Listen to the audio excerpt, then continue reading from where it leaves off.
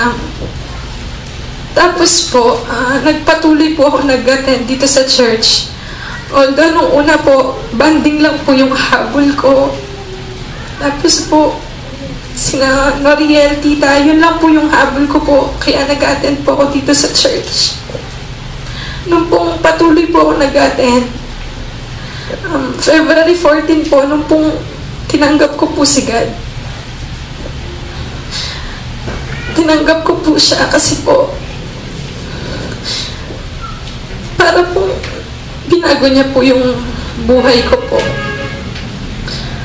Although po na madaming hadlang po, unang-una po yung family ko, pure Catholic po kasi kami.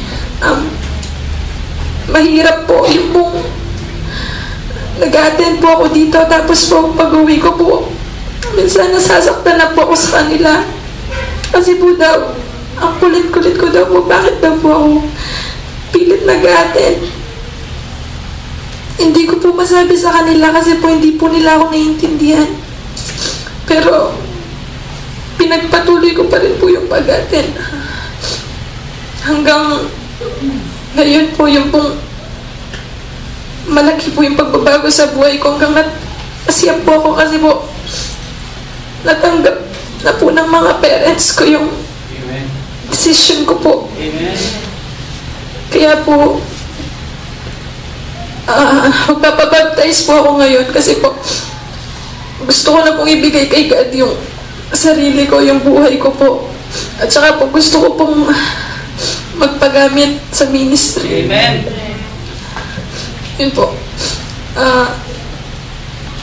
Yung pong magpapabaptize po ako ngayon para po kay God.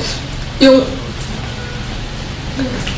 gusto ko pong ma-save, and yun nga po yung pong gusto ko pong dagdagan niya po yung ministry para magamit niya po ako. Tulad po na sa pagpapiano po. Yun lang.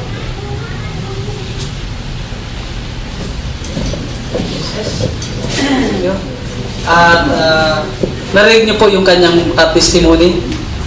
And